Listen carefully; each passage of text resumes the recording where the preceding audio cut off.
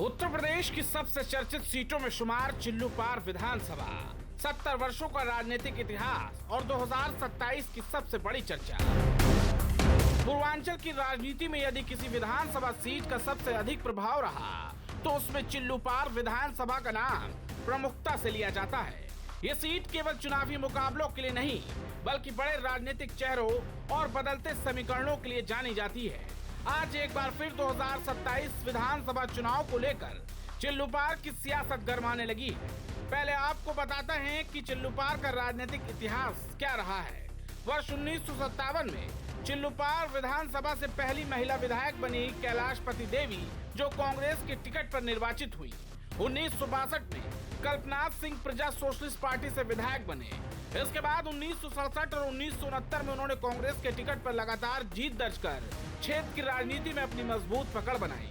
1974 में कांग्रेस के भृगुनाथ चतुर्वेदी विधायक बने।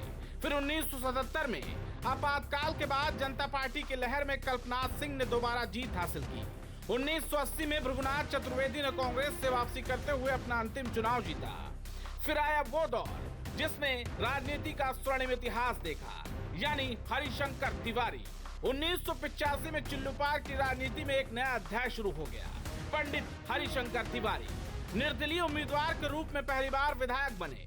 इसके बाद उन्होंने 1989, 1991, 1993, 1996 और साल 2002 में लगातार जीत दर्ज कर कुल 6 बार विधायक बनने का रिकॉर्ड बनाया।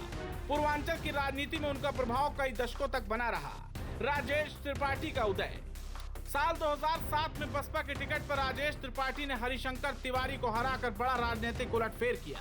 उन्होंने 2012 में लगातार दूसरी बार जीत दर्ज की।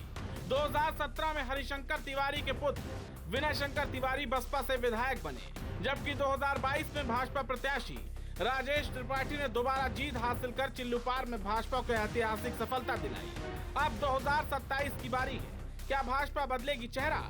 जैसे जैसे 2027 विधानसभा चुनाव नजदीक आ रहा है, चिल्लूपार की राजनीति में हलचल तेज हो रही है। वर्तमान विधायक राजेश त्रिपाठी अपनी सक्रियता बनाए हुए हैं, लेकिन सूत्रों के मुताबिक माने तो भाजपा के भीतर नए चेहरों को लेकर चर्चा तेज है। राजनीतिक विशेषज्ञ ये बताते हैं कि इन चर्चाओं में जिस नाम की सबसे अधिक चर्चा सुनाई दे रही है वो है सृंजय मिश्रा।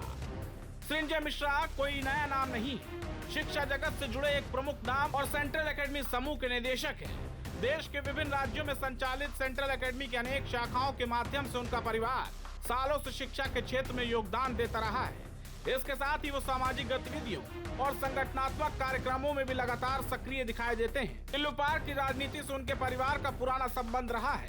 सृंजय मिश्रा पूर्वांचल की राजनीति में कोई नया नाम नहीं, बल्कि वो पुराने बरगद की तरह है जो भारतीय जनता पार्टी को सालों साल से सींच रहे हैं। साल 1993 में उनके बड़े भाई पंडित टी.एन. मिश्रा भाजपा के प्रत्याशी रहे थे और उस समय भाजपा के जनाधार को मजबूत करने में उनकी महत्वपूर्ण भूमिका मानी जाती है।